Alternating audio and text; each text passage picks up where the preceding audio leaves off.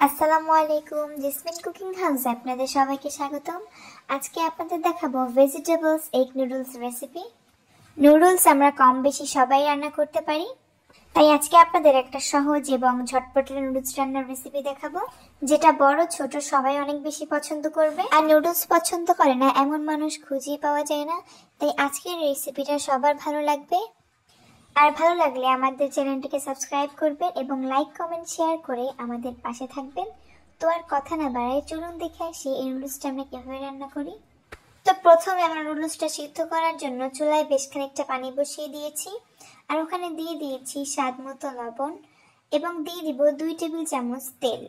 এই তেলটা দেওয়ার কারণ যাতে নুডলস একটার সাথে একটা না লেগে যায়, এই জন্য আমরা এই তেলটা ইউজ করছি। আপনারা ওই তেলটা ইউজ করবেন, এইটা ইউজ করলে কিন্তু নুডলসটা অনেক বেশি ঝরঝরা হবে এবং একটার সাথে একটা লাগবে না। এখন আমরা প্যান থেকে বলক তুলে নিব।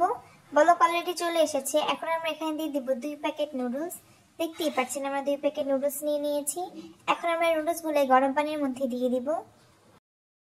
আর এই নুডলসটাকে গরম পানির মধ্যে দিয়ে চুলাটাকে মিডিয়াম রেখে আমরা এটাকে 3 মিনিটের মতো সিদ্ধ করে নেব। আর এই নুডলসটাকে কিন্তু 3 মিনিটের বেশি সিদ্ধ করা যাবে না, তাহলে কিন্তু এই নুডলসগুলো ঝরঝরা হবে না, একটার সাথে একটা লেগে যাবে আর নুডলস রান্না করার সময় এটা ভেঙে যাবে। তাই খেয়াল রাখবেন, ঠিক 3 মিনিটের মতো এটাকে সিদ্ধ করে নেবেন। তো আমাদের নুডলসটা কিন্তু সিদ্ধ করা শেষ, আপনাদের একটা ভেঙে দেখিয়ে দিচ্ছি। আর আমরা কিন্তু এটা 100% কুক করিনি, আমরা এটাকে 90%-এর মতো সিদ্ধ করে নিয়েছি। আর বাকি 10% কিন্তু যখন আমরা এটাকে রান্না করব তখনই হয়ে যাবে। দেখতেই পাচ্ছেন, একটা ভেঙে আপনাদের দেখিয়ে দিচ্ছি। এখন আমরা নুডলসটাকে ছেঁকে নিব, তারপরে ঠান্ডা পানি দিয়ে এটাকে ভালোভাবে একটু ধুয়ে নিব।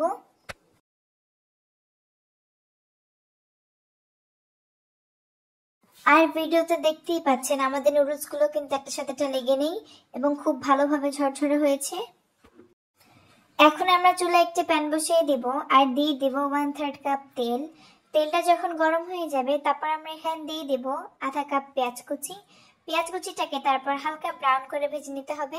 বেশি ভাজার দরকার নাই, পেঁয়াজের কালারটা হালকা চেঞ্জ হলেই হবে। পেঁয়াজের কালারটা হালকা চেঞ্জ হয়ে গিয়েছে। এখন আমরা এখানে দিয়ে দিব গাজর কুচি। তারপরে এই গাজরটাকে পেঁয়াজের সাথে হালকা ভেজে নিতে হবে।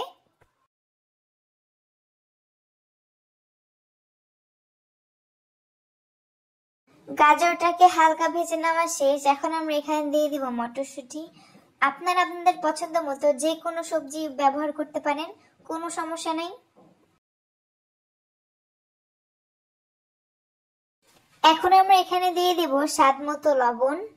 লবণটা দেওয়ার পর সবগুলোকে ভালোভাবে মিশিয়ে নিতে হবে।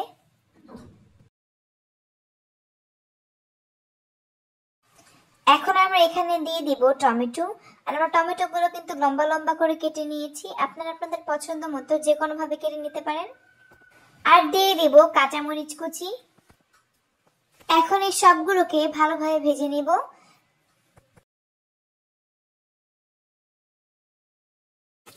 আমাদের সবগুলো সবজি ভালোভাবে ভেজে নেওয়া শেষ। এখন আমরা সবজিগুলো একটু সাইড করে নিব। আর এখানে দিয়ে দিব 2টি ডিম। তারপরে এই ডিম দুটোকে স্প্যাচুলার সাহায্যে ভালোভাবে ভেঙে নিব। তারপরে সবগুলোকে একসাথে মিশিয়ে আমরা আরো 2 মিনিটের মতো ভালোভাবে ভেজে নিব।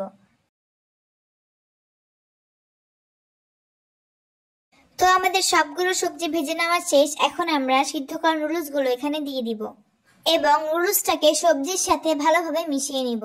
আর এই কাজটা হালকা হাতে করবেন, না হলে কিন্তু নুডলসগুলো ভেঙে যাবে। আর আমরা কিন্তু ভিডিওর স্পিড বাড়িয়ে দিয়েছি যেন ভিডিওটা বেশি লং না হয়, না হলে আমরাও কিন্তু খুব হালকা হাতে নুডলসগুলো নেড়ে নিচ্ছি যেন নুডলসগুলো একটুও না ভাঙে। এখন আমরা এখানে দিয়ে দিব 2 টেবিল চামচ টমেটো সস। টমেটো সসটা এখন ভালোভাবে নুডলসের সাথে মিশিয়ে নিতে হবে। আর এই সময় চুলার আঁচটা কিন্তু একদম হাই থাকবে। তো আমরা টমেটো সস ভালোভাবে নুডলসের সাথে মিশিয়ে নিয়েছি। এখন আমরা এখানে দিয়ে দেব নুডলসের মশলা। যেহেতু আমরা 2 প্যাকেট নুডলস ইউজ করেছি, এই জন্য এখানে 2 প্যাকেট মশলা থাকবে। আর আমরা এই 2 প্যাকেট মশলাগুলো নুডলসের উপরে ভালোভাবে দিয়ে দিব আর মশলাটাকে নুডলসের সাথে ভালোভাবে মিশিয়ে নেব।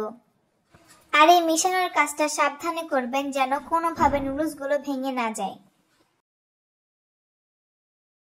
তো আমরা এই নুডলসটাকে হাই হিটে ভালোভাবে নেড়ে চেড়ে 3 মিনিটের মতো রান্না করে নেব।